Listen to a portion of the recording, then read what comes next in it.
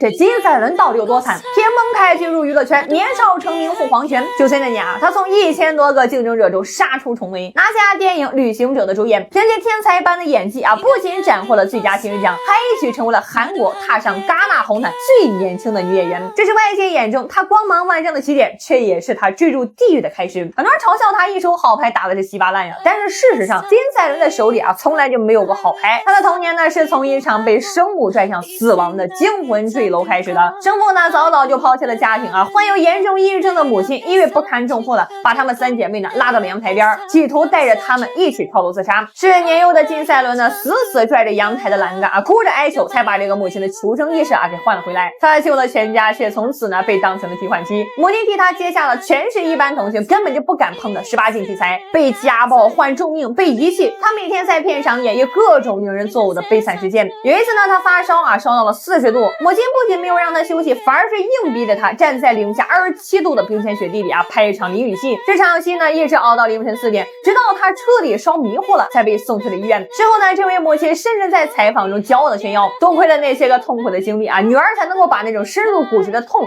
自然流露出来。他把亲生女儿的心理创伤当成榨取片酬的演技挂件，这是一个怎样令人毛骨悚然的家庭啊！金赛纶多年来的片酬自己1分都没有拿到，全被母亲啊拿去还了房贷、个人挥霍，甚至用来铺路砸钱，试图把他那2个妹妹呢也塞进娱乐圈。他不仅在家里被吸血啊，在学校更是被活活霸凌的猎物。 집 가는 길 놀이터마다 미끄럼틀이나 전체에 욕 적혀있거나 밖에서 근데 신발이 없어져 있어서 맨발로 집 가고。 最过分的一次呢，是有人故意打电话邀请他参加派对，等他满怀期待到了现场呢，却发现空无一人。与此同时呢，网络上的恶评呢也是蜂拥而来，无处可逃。他呢在10几岁的年纪呢就开始学会用酒精来麻痹自己。就在他极度缺爱、被折磨的是千疮百孔的时候，一个带着救世主面具的恶魔出现了。15岁那年呢，他遇到了比自己大整整12岁的顶流男星金秀贤，这韩媒后来呢惊人的啊，将这段长达6年的关系形容为是包装成恋爱的权力压迫。这不是罗曼蒂克的偶像剧，这是一场针对未成年少女利用绝对资源差和心理优势进行的变态操控。金秀贤在创立公司初期啊，连哄带骗的让他签进了自己和表哥合开的这个经纪公司。从那天起，他的资源呢是断崖式下跌，只能演小成本网剧，甚至还要被逼着给公司的新人无偿做演技指导。他不仅是无法反抗恋人，更是无法解约的免费打工人。最令人不寒而栗的是啊，就在金赛纶即将成年的前几天，金秀贤呢果断提出了分手。这不仅是为了规避未成年恋爱的法律风险，更是因为这些玩物啊已经失去了新鲜感。被彻底掏空的金赛纶呢，终于迎来了精神上的全面崩溃。2022年，他在酒精的驱使下呢，凌晨开车撞向了街边的变压器，导致周边57户商家停电3小时。这起事故彻底断送了他的演艺生涯，猎犬戏份被删减，代言全部解约，被韩国3大台呢全面封杀。而另一位曾经的爱人，在这个时候呢，露出了最狰狞的獠牙。金秀贤的公司呢，先行垫付了赔偿款，并在解约之后呢，反手就寄去了一张高达7亿韩元的